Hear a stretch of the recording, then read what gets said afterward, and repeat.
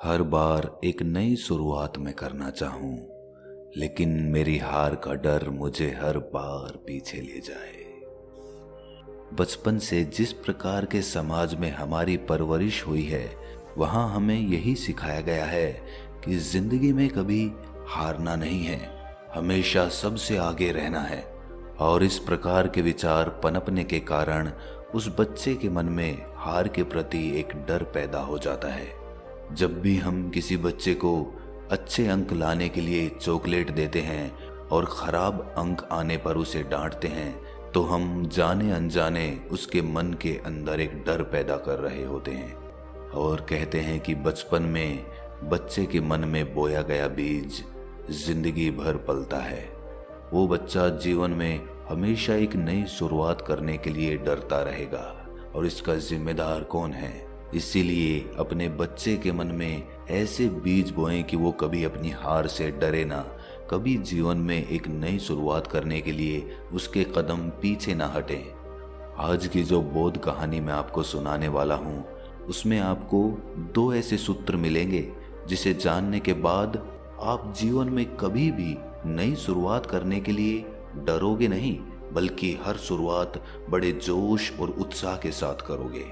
इससे पहले कि आप इस कहानी में खो जाएं, इस चैनल को सब्सक्राइब जरूर कर लें। तो चलिए कहानी शुरू करते हैं। जो इंसान अपने जीवन में कभी नौकरी नहीं करना चाहता, उसके पास जीवन में कुछ पैसा कमाने के कुछ ही विकल्प बचते हैं, और उनमें से एक विकल्प होता है रोजगार। श्याम की भी हालत ऐसी ही थी। ऐसा नहीं था कि उसने जीवन में पढ़ने की कोशिश नहीं की या फिर कोई नौकरी पाने की कोशिश नहीं की। बचपन से ही वो पढ़ाई लिखाई में इतना तेज नहीं था, इसीलिए उसे अच्छी नौकरी नहीं मिल पाई। और जो नौकरी उसे मिली उसमें उसको वेतन तो कम मिलता था, लेकिन उससे मेहनत ज्यादा करवाई जाती थी। उस वेतन में उसका अपना खर्च भी नहीं चल पाता था, तो वो अपने परिवार का खर्च कैसे चलाता? घर में उसकी पत्नी थी, उसके बच्चे थे, उसके माता पिता थे। इतने लोगों का पेट पालना, वो भी मामूली वेतन के साथ, और वो भी इतनी महंगाई में, वो उसके लिए नामुमकिन सा हो गया था। इसीलिए उसने एक बार हिम्मत करके अपनी नौकरी छोड़ने का निर्णय लिया। नौकरी छोड़ने के बाद उसने कारोबार करने का फैसला लिया। लेकिन कारोबार के लिए तो धन चाहिए, पैसा चाहिए, और वो उसके पास था नहीं, तो वो कारोबार कैसे करता? इसीलिए उसने कारोबार करने के लिए अपने सगे संबंधियों और अपने दोस्तों से धन उधार ले लिया। उसने उस काम को ऊंचाइयों तक पहुंचाने के लिए भरपूर जानकारी इकट्ठी कर ली थी। इसीलिए उसे इस बात का विश्वास था कि वो इस काम को एक नई ऊंचाई प्रदान कर सकता है। काम शुरू करने के बाद कुछ दिन तो काम पूरे जोरों पर चला, लेकिन कुछ दिनों के बाद उसका काम ठंडा पड़ता आ गया। अब दिन रात उसके सर पर यही चिंता सवार रहती कि वो अपने दोस्तों और अपने सगे संबंधियों का धन कैसे वापस करेगा। उसे इस बात की बहुत चिंता हो गई थी, इसीलिए वो शराब भी पीने लग गया था। कहते हैं कि जब नाश मनुज पर छाता है तो पहले विवेक मर जाता है।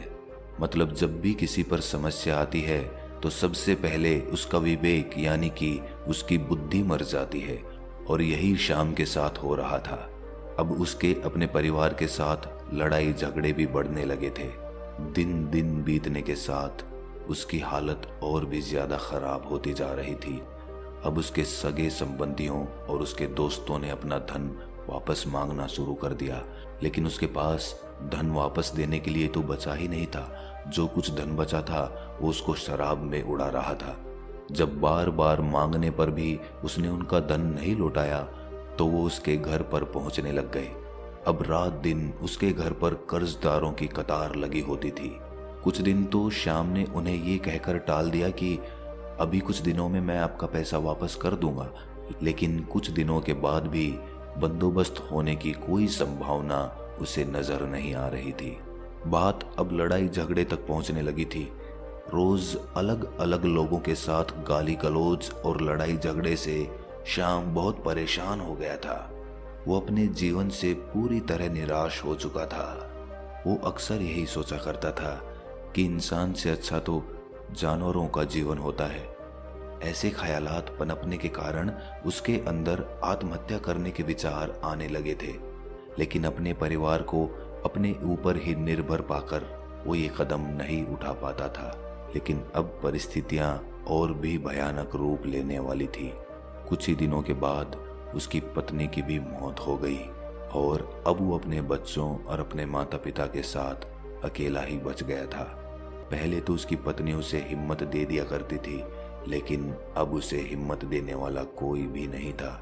इसीलिए एक दिन रात के समय अपने दोनों बच्चों को सुलाकर वो पहाड़ी की ओर चल पड़ा। जाने से पहले उसने आखिरी नजर अपने परिवार पर डाली और उसकी आंखों में आंसू भरे थे। छल छलाई हुई आंखें लिए हुए वो पहाड़ी की ओर चलता जा रहा था। अब बस वो अपने शरीर से, अपनी जिंदगी से, अपनी रूह से आजादी चाहता था और ये आजादी उसे मौत ही दिला सकती थी। जब वो उस पहाड़ी की ओर जा रहा था तो रास्ते में उसने एक चिता के पास एक बौद्ध भिक्षु को बैठे हुए देखा।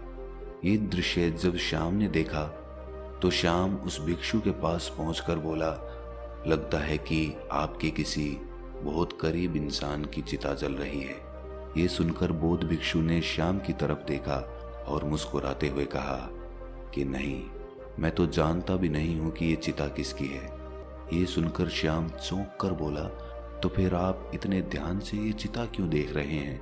ये सुनकर बौद्ध भिक्षु ने कहा कि इस जलती हुई चिता को देख रहा हूं।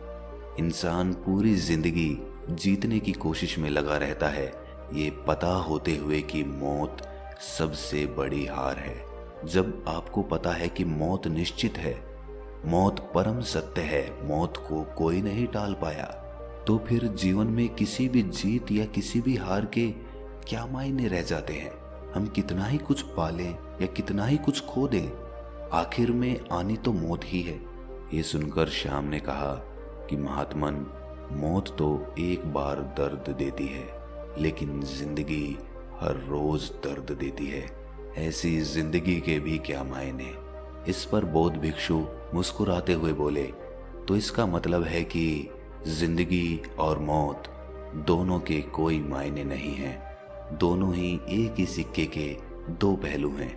लेकिन जरा तुम खुद सोचो, अगर तुम्हारी मौत के भी मायने नहीं हैं तो मरने के बाद तुम्हें क्या हासिल हो जाएगा? तो फिर अपनी जिंदगी को खत्म करने से क्या मतलब? ये सुनकर श्याम ने हाथ जोड़कर कहा कि हे महात्मन, मैं अपने जीवन से दुखी आ चुका हूँ। अगर मैं आपसे सच कहूँ तो मैं आज यहाँ पर आत्महत्या करने के लिए ही आया हूँ। मैं अपने जीवन से हार चुका हूँ और मौत ही मुझे आखिरी रास्ता नजर आ रही है। ये सुनकर बौद्ध भिक्षु ने उसका कंधा सहलाते हुए कहा कि मैं तुम्हें दो ऐसी बातें बता रहा हूँ जिसे समझने के बाद तुम्हें जिंदगी से कोई शिकायत नहीं रहेगी। पहली बात, हमेशा याद रखना कि हारता वही है जो मैदान में खड़ा होता है। अधिकतर लोग जीवन में एक नई शुरुआत कर ही नहीं पाते, एक प्रयास कर ही नहीं पाते, इसीलिए वो जीवन की गहराइयों को समझ ही नहीं पाते। उन्हें हमेशा यही लगता है कि कहीं नई शुरुआत करूं और मेरा कोई नुकसान हो जाए, और इसी नुकसान के डर से वो कभी शुरुआत नहीं कर पाता। लेकिन जरा सोचो, अगर घड़े में पानी ही नहीं भरा गया तो घड़ा किस काम का?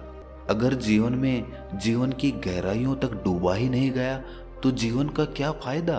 क्या फायदा इस शरीर का? इसीलिए जीवन में कभी भी नई शुरुआत करने के लिए डरना मत, घबराना मत। अरे ज्यादा से ज्यादा क्या होगा, तुम हार जाओगे, लेकिन हारने के लिए भी तुम्हें एक कदम तो बढ़ाना ही होगा। अगर तुम वहीं पर खड़े रह गए तो जीवन के अंत में तुम्हें यही अफसोस रहेगा कि पूरा मैदान मेरे सामने था और मैं खेल को खेला ही नहीं। लेकिन फिर क्या होगा? जब चिड़िया चुग गई खेत तो पछताने से क्या होगा? इसीलिए अगर कल को पछताना नहीं है तो अपने मन से हार का डर निकाल दो। भूल जाओ समाज क्या कहेगा, बस अपनी सुनो, अपने मन की सुनो। अगर आपके मन को लग रहा है कि आप किसी काम को, किसी रोजगार को अच्छे तरीके से कर सकते हैं तो उसको शुरू करने में कभी भी घबराना मत, वरना तो जिंदगी भर आपको यही अफसोस रहेगा कि मैं कर सकता था। और दूसरी बात जो हमेशा याद रखनी है वो ये कि हार कर भी यहाँ खेल से कोई बाहर नहीं होता। मौत से पहले जिंदगी आपको अनगिनत मौके देती है। लेकिन वो आपके ऊपर निर्भर करता है कि आप कितने मौके ढूंढ पाते हैं। जिंदगी एक ऐसा खेल है जहां हार कर भी कोई खेल से बाहर नहीं होता। अगर हम एक बार हार गए तो हमें दोबारा नई शुरुआत करनी चाहिए, लेकिन पहली वाली हार का डर हमारे मन में बैठा रहता है, इसीलिए हम दूसरी शुरुआत नहीं कर पाते।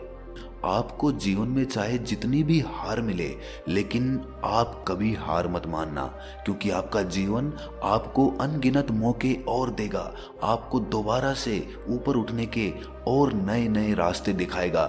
लेकिन आप अपने जीवन से कभी निराश मत होना। आखिर में तो ये शरीर खाक हो ही जाना है, सब कुछ हार कर यहीं छोड़कर जाना है, तो फिर हम जीते जी क्यों हार माने। कम से कम अपने जीवन को हम कोशिशों का एक सागर तो बना सकते हैं। चलिए मान लिया कि हमने जीवन में कुछ नहीं पाया, लेकिन हमने जीवन में कोशिशें तो की, हमने जीवन को अनुभव तो किया। कम से कम जीवन से खाली हाथ तो नहीं लौट रहे। इसीलिए फिक्र को आज ही आग लगा दीजिए और एक नई शुरुआत करिए। देखिए नई शुरुआत आपको एक नया हौसला देगी।